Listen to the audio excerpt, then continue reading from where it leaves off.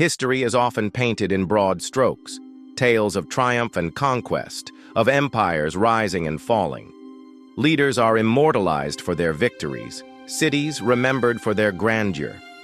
But beneath these narratives lies a darker truth, one of unimaginable cruelty, acts of barbarism, committed in the name of power, fear, and dominance.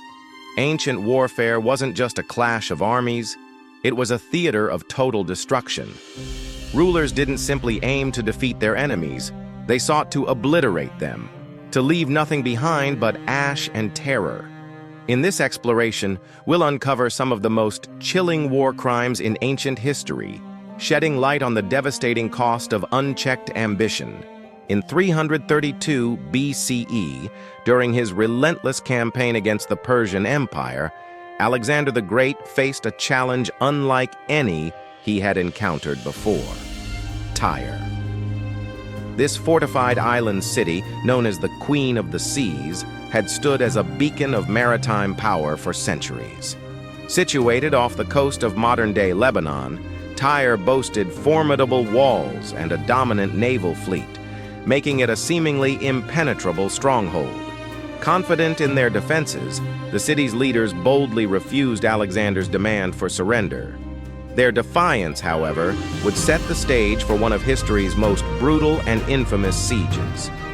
Unwilling to leave such a strategic and symbolic city unconquered, Alexander devised an audacious solution. If the sea separated him from Tyre, he would conquer the sea itself. Over the course of several grueling months, his army constructed a massive causeway, transforming the island into a peninsula. This engineering marvel was not without cost. Alexander's troops faced constant counterattacks from Tyrian forces, including fire ships and naval bombardments, resulting in significant casualties. Yet the determination of the Macedonian forces never wavered. When the causeway was finally complete, it became the platform for an all-out assault on the city. Once the defenses were breached, Alexander's wrath was unleashed.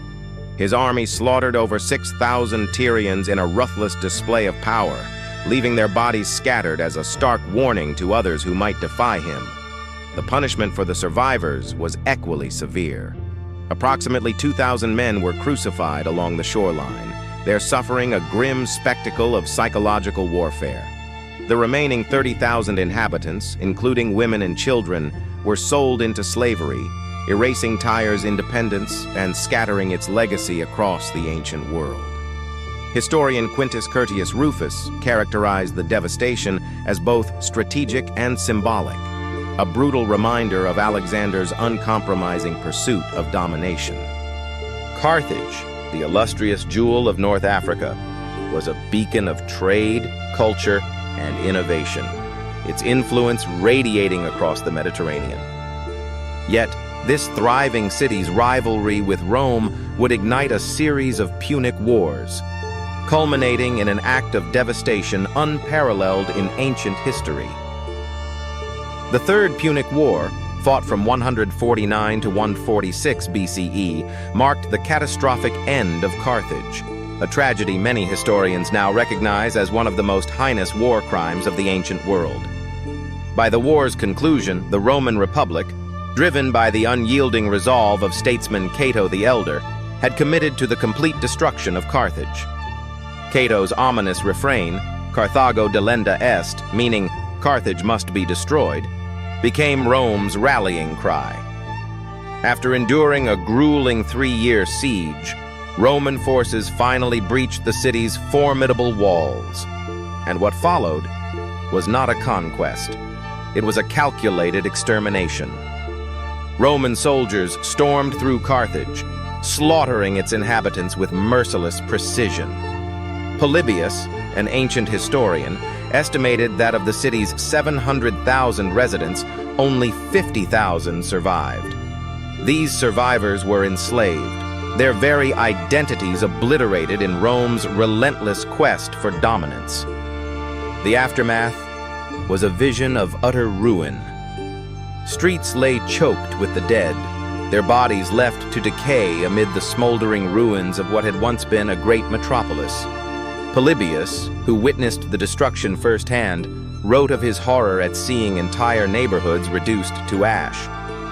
Carthage's once bustling harbor, a symbol of its economic prowess, was deliberately filled with rubble to ensure it would never function again. Roman historian Appian detailed the savage cruelty of the Roman forces, recounting how unarmed civilians, including women, children, and the elderly, were butchered without mercy. This was more than an act of war. It was a calculated effort to annihilate a civilization and erase its legacy from history. Few empires in history have weaponized cruelty as effectively as the Assyrians. From the 10th to the 7th centuries BCE, the Assyrian Empire ruled over Mesopotamia with an iron fist, using terror as a deliberate and calculated tool of conquest. Their methods weren't just barbaric. They were meticulously designed to crush the spirit of their enemies long before battle even began. Assyrian kings like Ashurnasirpal II and Tiglath-Pileser III immortalized their reigns in stone inscriptions and reliefs, proudly boasting about their atrocities as symbols of dominance. One of their most infamous practices? Flaying, skinning captives alive. They used these grotesque remains to adorn the walls of conquered cities, a chilling warning to anyone who dared rebel. Their brutality didn't stop there. They carried out mass executions on a scale that's almost impossible to comprehend. Thousands of prisoners were routinely beheaded, their skulls piled high outside city gates, a grim monument to Assyrian power. And the horror didn't end there. Captives were impaled on stakes, left to die in excruciating agony, their screams echoing across the battlefield. Ancient historian Diodorus Siculus vividly described the Assyrians' cruelty. They would cut off prisoners' limbs, leaving them to die slowly as their comrades watched helplessly, powerless to intervene. For centuries, this reign of terror proved devastatingly effective. Kingdom after kingdom fell, their people subdued under the Assyrians' relentless grip. But such unrelenting cruelty made them enemies everywhere. By the 7th century BCE, their numerous foes, including the Babylonians and Medes, united against them. The fall of Nineveh in 612 BCE marked the violent collapse of Assyrian supremacy. And yet, their horrifying legacy endures, a haunting chapter in the annals of human history. When Genghis Khan united the fractious Mongol tribes in the early 13th century, he forged one of history's most formidable empires.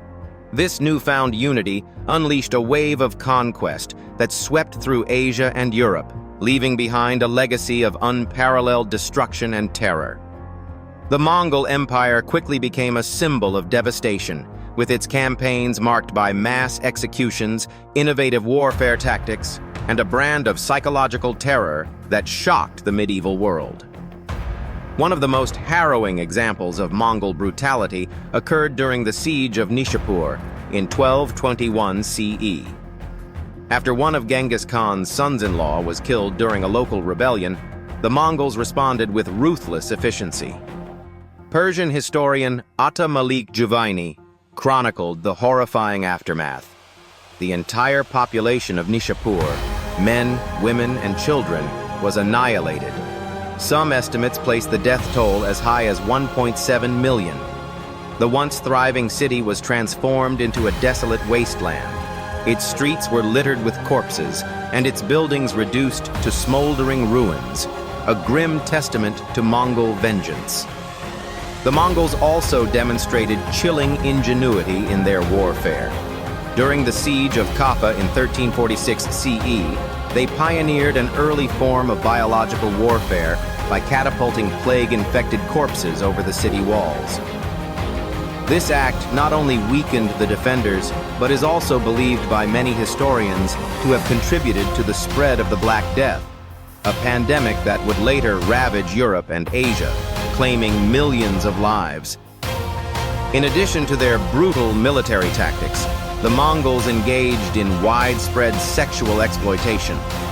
Survivors of cities like Merv and Nishapur were often taken as war prizes, with women subjected to unspeakable atrocities.